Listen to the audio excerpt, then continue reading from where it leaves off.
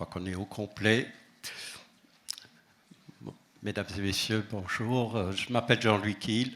Je préside un réseau associatif, Crésus, les chambres régionales du surendettement social, qui a été fondé il y a 35 ans pour accueillir tout ménage, tout entrepreneur en difficulté financière et l'aider à reconstruire sa vie. Et aujourd'hui, on est 27 associations, 220 points d'accueil. Vous l'entendez à mon accent, on est né en Alsace il y a 35 ans, donc j'ai conservé cet accent. Et en 2008, avec la grande crise, on a décidé de s'engager dans la prévention du surendettement, non seulement attendre les ménages en difficulté, mais agir concrètement sur 3 volets. D'une part, la médiation, en intervenant gracieusement auprès des créanciers lorsque les ménages ont des situations difficiles. Ensuite, sur l'éducation, qui nous paraissait un chantier important. Autrefois, on se déplaçait dans les CFA, dans les écoles avec un PowerPoint, mais au bout de 5 minutes, les jeunes décrochaient, et donc on a décidé de réfléchir à une mécanique de jeu qui soit à la fois ludique, évidemment, mais aussi éducative, avec des pauses au cours du jeu de plateau. Et apprendre à calculer un taux d'intérêt, comprendre, faire la différence entre un crédit de trésorerie et un crédit amortissable, faire des choix. Et on a décidé d'appeler ce programme Dilemme. Parce que le budget, parce que la vie, c'est le choix entre, d'une part, le bien-être et le plaisir. Je pense qu'il faut les deux notions. On enseignait toujours le budget sous la forme d'une contrainte. C'est un instrument qui permet aussi de se libérer. Donc ce programme permet d'organiser des ateliers. Aujourd'hui, on a 3500 ambassadeurs en France qui vont dans les CFA, dans les missions locales, mais également dans les maisons d'arrêt pour aider les jeunes et les adultes, avant qu'ils ne sortent de prison, de comprendre le budget. On a les 3 notion fondamentale pour EducFi, la neutralité, c'est-à-dire on permet à chaque citoyen de faire des choix en toute liberté, de l'éclairer, connaître la différence, comprendre le découvert bancaire, ses limites, mais aussi son intérêt, comprendre l'assurance, comprendre la vie quotidienne au travers d'un jeu de plateau qui est d'une durée de 2 heures et qui permet en 2 heures d'avoir les grandes notions et ensuite d'être curieux dans la vie et avant de signer un contrat, d'avoir compris l'écosystème. Ce programme se subdivise. On a un programme éducation financière, des ateliers de 2 heures, un programme entrepreneur pour expliquer aux jeunes ce qu'est une entreprise, faire une distinction entre son budget personnel et le budget professionnel. Ensuite, on a un programme junior pour les CP, les petites classes, avec une simplification, évidemment, des notions. Et enfin, on vient de sortir le programme Avenir, qui traite de l'épargne, de l'assurance, de l'investissement. À quel moment peut-on être propriétaire ? Chaque tour de plateau incarne 10 ans de l'existence. On sort du foyer familial, on commence à avoir des projets, ensuite on veut acquérir un bien, et enfin la préparation à la retraite, qui est aussi aujourd'hui un enjeu important pour que chaque citoyen puisse décider en âme et conscience des différentes formes de retraite possibles, d'épargne possible, et de participer. Vous savez, les pouvoirs publics mettent des lois en place, peut-être les comprendre et participer en toute intelligence au débat. On a réalisé également des extensions de ce programme. Par exemple, on forme des contingents de l'armée, parce qu'un militaire a un budget différent de celui d'un ménage. Par exemple, il va prendre sa retraite beaucoup plus tôt. Ils ont parfois des primes lorsqu'ils sont en mission extérieure et quand ils reviennent, bien, il faut refroidir le budget, le rééquilibrer. On a un programme pour les étudiants également. La vie étudiante est différente de celle de l'adulte qui a déjà un premier salaire. Ensuite, un programme pour les personnes sous main de justice, comme je vous le disais tout à l'heure, dans les maisons d'arrêt pour aider, pour éviter la récidive et surtout les éclairer sur les enjeux d'un budget bien géré. Ensuite, on a un parcours pour les nouveaux arrivants. Lorsque des migrants arrivent en France, pouvoir comprendre l'écosystème dans lequel ils se trouvent. On a un parcours pour les aidants aidés. C'est aussi une problématique budgétaire aujourd'hui, non seulement sociale, avec un impact sur le budget. On est en train de préparer un programme pour les foyers monoparentaux. C'est un énorme drame. Souvent, ce sont les ménages qui sont... Il y a l'effet Larsen. Les foyers monoparentaux, notamment lorsqu'un couple se sépare, que chaque époux dispose d'un compte distinct. C'est une question d'indépendance des femmes.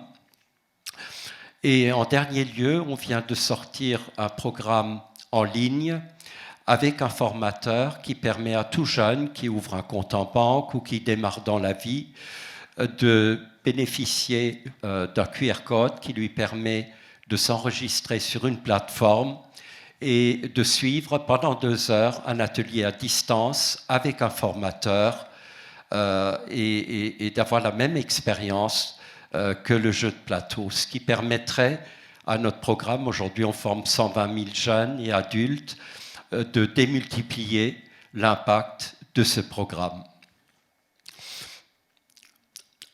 Je vais vous montrer le programme Entrepreneur qui fait la distinction, permet à un jeune ou à un adulte de comprendre les grandes notions qui régissent la création d'entreprises, quelle forme sociétale prendre, être en SASU, être en SARL, ou en entrepreneur individuel, et faire une distinction entre son budget personnel et le budget de son entreprise. Très souvent, il y a une confusion entre les deux.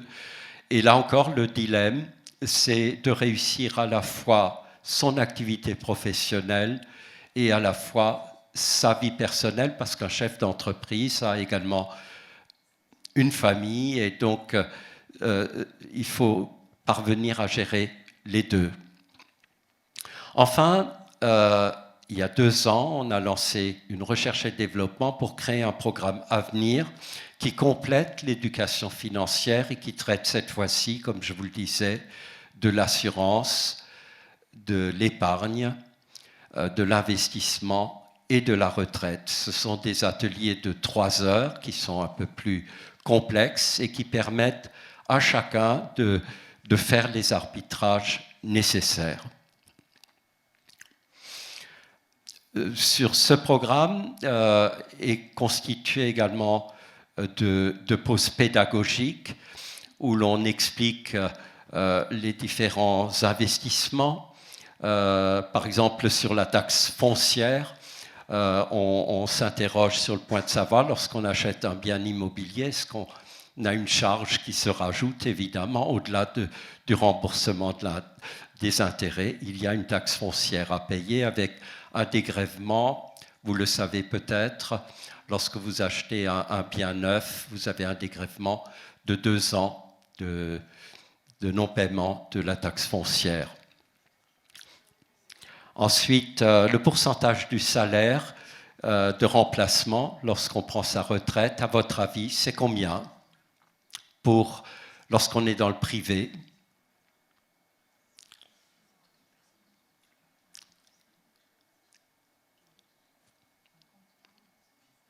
Ah, 50, exact.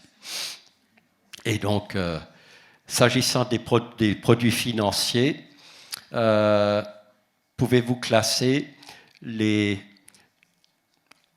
investissements possibles par ordre du plus risqué au moins risqué? On vous l'a expliqué tout à l'heure, les crypto-monnaies. Donc on a des pauses pédagogiques sur les crypto-monnaies, parce qu'il faut approfondir les notions. Ensuite, c'est les actions, les obligations et puis les livrets réglementés. Les ateliers dilemme, donc c'est d'une part pour approfondir des notions financières, et puis à l'issue de l'atelier, on permet à chaque jeune et adulte formé de disposer d'un accès à un outil de gestion qui permet de calculer à la fois le reste à vivre, qui est différent du solde disponible sur le compte. Ensuite, d'analyser les dépenses. Il y a des enveloppes pour l'alimentation et chaque fois que vous faites une course pour l'alimentation, l'enveloppe se vide un peu. C'est la théorie de nos grands-mères, mais finalement, ça reste d'actualité. Et enfin, l'outil est connecté sur 900 aides sociales. Cela permet aux jeunes et aux moins jeunes de vérifier si la prime pour l'emploi a été réclamée, si les APL sont à jour, si les fameuses primes mobilité ont été demandées. L'ensemble se calcule automatiquement et l'outil, au travers d'un QR code qu'on donne aux jeunes, est sécurisé. Il a le label EducFi, il n'y a aucune proposition commerciale et l'outil permet de calculer le reste à vivre qui est une notion fondamentale. Le reste à vivre, c'est ce qui vous reste pour l'alimentation lorsque vous avez payé le loyer, les assurances, les différents frais fixes et avant d'emprunter, de vérifier si ce reste à vivre est suffisant pour prendre un prêt supplémentaire. Donc c'est un outil qui complète nos programmes d'éducation. On a un portail sur lequel nos partenaires peuvent se demander des ateliers et on a remarqué qu'à l'issue d'un atelier dilemme, 40% des jeunes apprentis sont retournés à la banque dans les 3 mois qui suivent pour revoir l'équipement qu'ils avaient au niveau bancaire. Pour certains, avaient omis de faire opposition à une perte de carte. Donc, l'éducation financière, finalement, contribue à renforcer l'autonomie de nos concitoyens. Voilà, je vous remercie. Si vous avez des questions à poser, n'hésitez pas.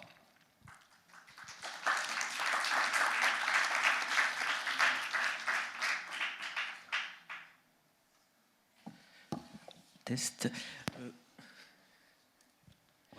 Oui, bonjour, de l'IRTS de Montrouge. J'étais à votre stand tout à l'heure et je voulais justement me procurer un de ces jeux que vous proposiez. Et du coup, comment s'en procurer? Donc il faut prendre contact sur le portail et indiquer le nom de votre structure et puis nos équipes se mettent en relation avec vous. Alors vous pouvez avoir 2 modalités, c'est-à-dire on peut vous former comme si vous avez une équipe de formateurs comme ambassadeur, vous remettre un coffret. C'est une formation de 7 heures, c'est assez long, ce qui vous permet de bien maîtriser l'outil et ensuite vous êtes autonome pour essaimer les ateliers avec une seule contrainte, de nous tenir au courant du nombre d'ateliers, de nous renvoyer la mesure d'impact. En tant qu'ambassadeur, vous aurez en plus une appli qui actualise les notions. Vous savez, on est dans un pays où les lois se succèdent. Ce qui était vrai hier n'est plus vrai aujourd'hui. Donc, vous avez une appli qui vous permet, au fil du temps, d'actualiser les notions et de choisir même de façon aléatoire les cartes selon le niveau de connaissance des jeunes. Donc n'hésitez pas, vous allez sur le programme dilemme.org et on vous répond dans la journée, on vous organise l'atelier.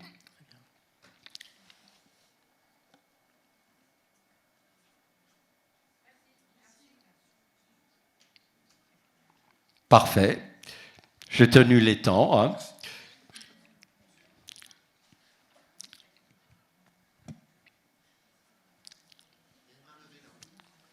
Voilà, la vie est un dilemme.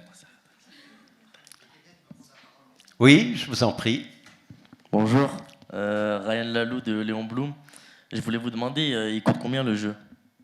Alors, la boîte, elle n'est pas vendue, c'est-à-dire il faut soit être une structure qui veut acquérir la boîte et la formation, et ensuite les ateliers sont gratuits, c'est-à-dire pour l'ensemble des bénéficiaires, quel que soit leur âge, quel que soit le lieu en France.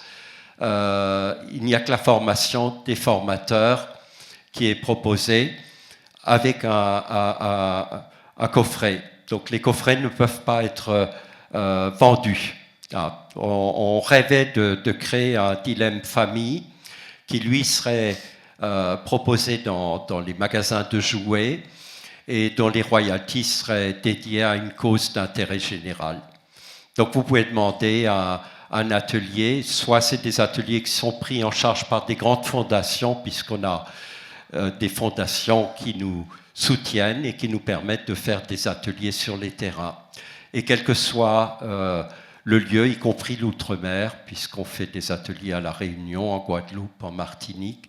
Et aujourd'hui, d'ailleurs, Dilemme a une vocation d'export, puisqu'on est en train d'adapter Dilemme pour l'Irlande. On a un projet irlandais, donc ça prouve qu'en France, on a une notion budgétaire, une mécanique qui est parfaite. Malte vient d'introduire Dilemme. Et on a un projet également sur le Bénin, donc en Afrique, ce qui nous permet en fait de mieux connaître les pratiques budgétaires dans d'autres pays et qui enrichissent nos propres pratiques. Et le programme nous a pris en 2008 4 années de recherche et développement. On a travaillé avec des nutritionnistes, avec des banques, avec des assureurs, avec des ludologues, pour trouver une mécanique qui soit universelle et qui aujourd'hui marche bien, parce que finalement, un budget, c'est choisir.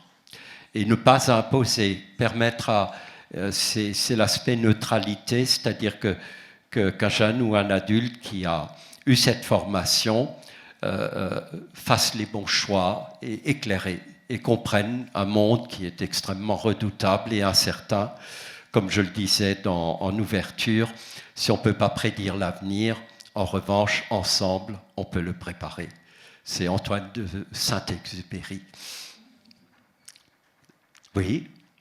Du coup, toute cette activité que vous réalisez, tous les projets que vous avez, toute la R&D que vous avez fait initialement, elle est donc financée par des fondations, c'est ça en fait que vous Grande expliquez ? fondation, la Fondation Société Générale. On a remporté un concours HSBC à Londres qui mettait en compétition notre association avec d'autres ONG. Le programme a été retenu.